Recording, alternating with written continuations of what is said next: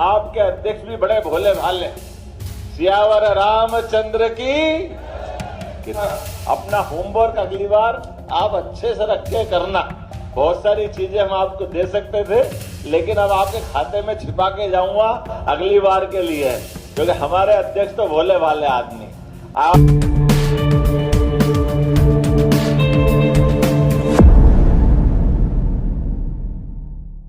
इतनी बड़ी संख्या में आपके अध्यक्ष भी बड़े भोले भाले।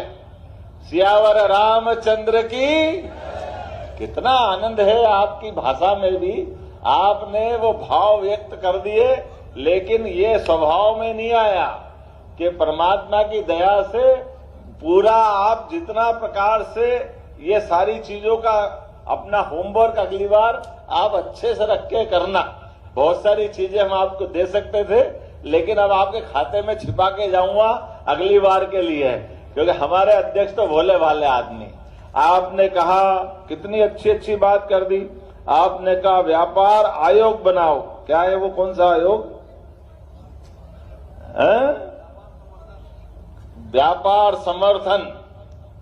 अब बताओ आपको मैं वो कौन सा आयोग लाऊं ढूंढ के, जिस आयोग के लिए हमारी सरकार की तारीफ माननीय गृह मंत्री जी कल कर गए। काम करने के आधार पर जोरदार अभिनंदन अमित शाह जी के लिए करो। हम तो पहले दिन से आप ही के काम कर रहे हैं। पूरे प्रदेश के अंदर सभी प्रकार के, एक जरूर आपको जानकारी देना चाहूंगा कि हमारी सरकार ने अपने गठन के साथ ही हमारे सारे माननीय मंत्रीगणों के साथ हमने तय किया कि राज्य के अंदर जितनी जनकल्याणकारी योजना है वो जनकल्याणकारी योजना सब जारी रहना चाहिए, लेकिन इन योजनाओं के चलते चलते आर्थिक रूप से हमारा राज्य और कैसे समृद्ध हो, इसलिए हमारे एक एक विषय को इस प्रकार से पकड़ा। जैसे चुनाव के बाद सरकार बनी, सरकार बनने के बाद अगली सरकार तक, अर्थात हमारे सरकार के 5 साल के टेन्योर में जो बजट हमारे ईयरली रखते हैं, वो ईयरली बजट को 5 साल में डबल करने का टारगेट किया है। ये राज्य की विकास की अपनी अवधारणा है। इसलिए 3.5-3.25 लाख करोड़ का बजट हम अपने 5 साल में 7 लाख के करोड़ के आसपास पहुंचाने वाले हैं। जब मैं 7 लाख कह रहा हूं तो व्यापारी ताली बजा ही सकते हैं एकदम अपने आनंद के साथ। आपसे अच्छा कौन क्या समझेगा। इसलिए एक नहीं, तमाम प्रकार के प्रयास कर रहे हैं कि हर एक कोई यहाँ राज्य में व्यापार करने वाला, व्यवसाय करने वाला, उद्योग धंधे के अलावा भी कोई आज अपने युवा नौकरी मांगने आए, हम उसको नौकरी भी दे रहे हैं। लेकिन इसके पहले एक और बात भी कह रहे हैं कि आप नौकरी मांगने वाले नहीं, नौकरी देने वाले बनो। ये हमारी सबकी इच्छा है। इस प्रबंधन में हमको लगने की आवश्यकता है, क्योंकि ये बहुत सीधा गणित है। सरकार की सारी नौकरियां मिला लें, 9 करोड़ के राज्य के अंदर सारी सरकारी नौकरी जोड़े तो केवल 10 लाख के अंदर, अब केवल 10 लाख के अंदर नौकरियां अगर होगी तो सारी पोस्ट भी भर देंगे, तो भी एक सीमा है। लेकिन हमने कहा हमारे पास व्यापार व्यवसाय में परमात्मा की दया से माननीय मोदी जी के नेतृत्व में लगातार काम करने की गुंजाइश है। तो इसके बड़े बड़े टारगेट कैसे तय कर लिए आपको बताना चाहेंगे। हमने कहा कि हमारे राज्य के अंदर 32 लाख उदाहरण के लिए किसान हैं जिनको बिजली के कनेक्शन अपने टेम्परेरी और परमानेंट रखना पड़ता है। हमने कहा इनको सबको सोलर पंप देंगे। 32 लाख सोलर पंप हमारे राज्य के अंदर दे करके हमारे राज्य के अंदर के किसानों को बिजली के बिल से छुट्टी कराएंगे।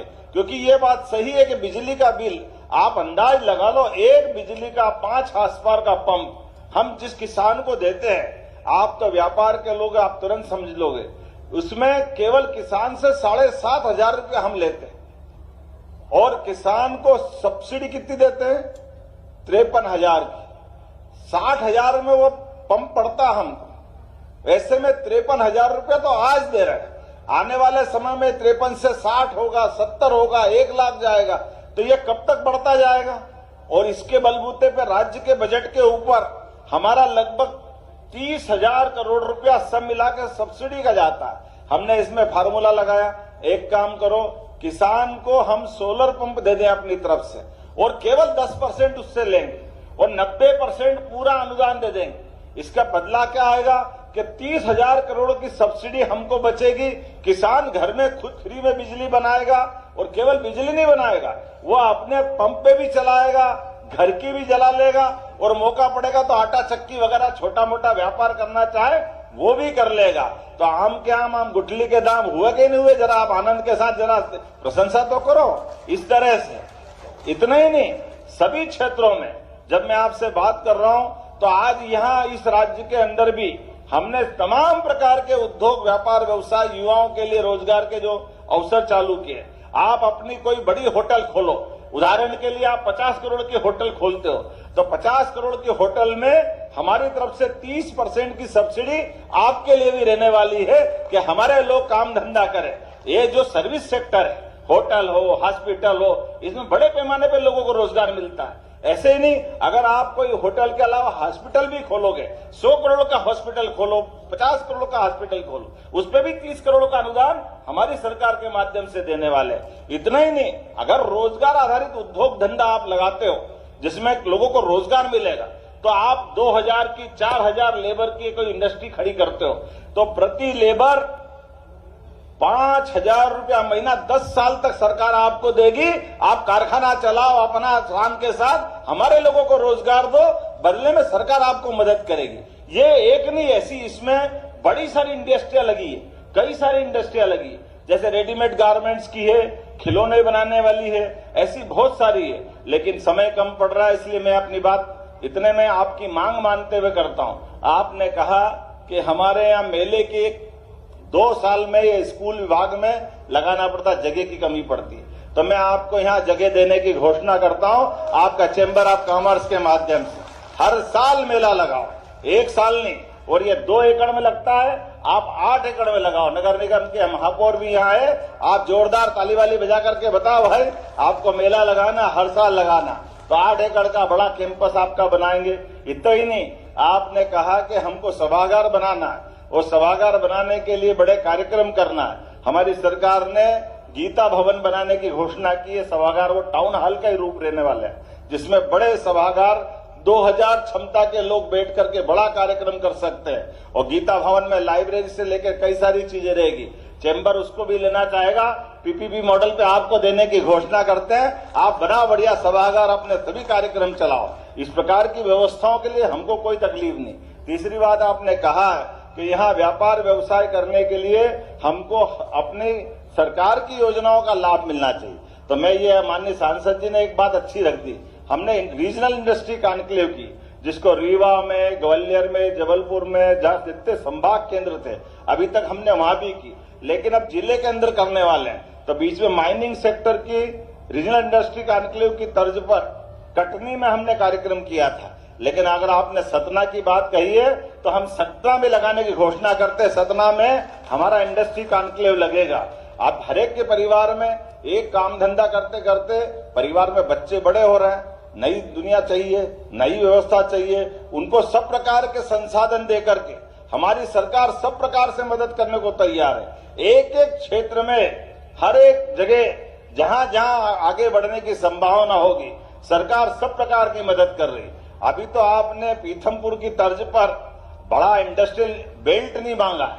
हमारा तो प्रयास है सतना में 100 एकड़ का नया इंडस्ट्रियल पार्क बनाने की घोषणा करते हैं, जिसके आधार पर कई सारी और नई इंडस्ट्रियां खड़ी हो। अरे हमारे अपने जो स्वाभाविक रूप से उद्योग व्यापार के जो केंद्र है, इनको बढ़ावा देने की सरकार की पॉलिसी है। और इसी आधार पर तो यशस्वी प्रधानमंत्री के नेतृत्व में जब भारत दुनिया का चौथे से तीसरी अर्थव्यवस्था बनने जाएगा, तो मध्य प्रदेश तो कदम से कदम मिलाएगा।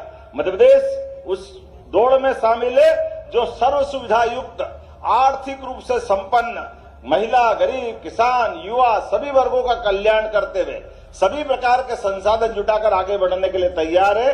तो आज हमने दिन में घोषणा की। अभी तो हमें समझता इंडस्ट्री डिपार्टमेंट को एयरपोर्ट भी मांगना चाहिए। आपने एयरपोर्ट ही नहीं मांगा कि आज यहाँ हमारा एयरपोर्ट बड़ा कर दो, बड़े प्लेन उतरना चाहिए। तो मैं आज आपको वो भी देने की घोषणा करता हूं। आप नहीं मांग रहे हो, फिर भी देने की घोषणा करता हूं। जब बड़ा एयरपोर्ट बनेगा जिसमें सब प्रकार के प्लेन उतरेंगे। और आगे बढ़ो, आपको हेली सर्विसेज चाहिए, भविष्य में हेलीकॉप्टर की सर्विसेज के आधार पर हमारे साथ अब हमने धार्मिक पर्यटन का बढ़ावा देते हुए अपने राज्य के अंदर, जैसे उत्तराखंड के अंदर केदारनाथ, गंगोत्री, जमुनोत्री, बद्रीनाथ जाने के लिए हेलीकॉप्टर सर्विस चालू की। हमने अपने राज्य के अंदर सभी पर्यटक केंद्रों के साथ धार्मिक केंद्रों को जोड़कर भी हेली सर्विसेज चालू की। उस हेली सर्विसेज के आधार पर हेलीकॉप्टर की व्यवस्था के आधार जोड़ करके वो सारे लाभ दिलाने के लिए भी सतना के साथ भी जोड़ करके, क्योंकि आपके पास एक तरफ चित्रकूट है, एक तरफ मैहर की माता जी है, इसलिए उस सर्किट के अंदर हमने ये भी गुंजाइश रखी। और इतना ही नहीं, आने वाले समय में आप भी हेलीकॉप्टर खरीदो, आपका हेलीकॉप्टर भी किराए पे लगवा लेंगे।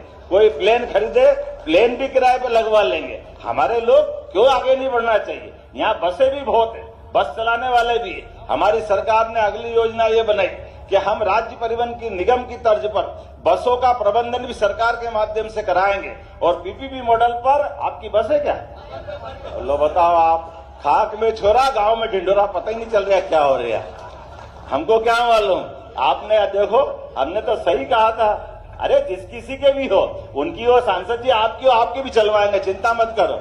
हमको क्या परेशानी? हमने तो खुला ऑफर दिया, खुला टेंडर दिया कि आपका हेलीकॉप्टर हो, हवाई जहाज हो, बस हो, जो वाहन साधन हो, प्रदेश की बेहतरी के लिए, गरीब से गरीब आदमी के लिए इन सब संसाधनों का उपयोग सरकार करना चाहती है। इसलिए एयर एम्बुलेंस की सुविधा भी हम दे रहे हैं। आप बताइए, हॉस्पिटल में कोई बीमार भर्ती है और उठा करके सतना से उसको किसी हालत में दिल्ली बंबई पहुंचाना, जिससे वो अच्छा हो सकता है, ऐसे में उसको हेलीकॉप्टर की, एयर एम्बुलेंस की आवश्यकता है। गरीब आदमी कहां से लाएगा? हमने कहा कोई बात नहीं, केवल आयुष्मान कार्ड बना ले, उसके बलबूते पर अगर एयर स्ट्रिप है तो विमान भेज देंगे, और हेलीपैड है तो हम अपना हेलीकॉप्टर भेजेंगे, लेकिन 1 रुपया उसका नहीं लगेगा।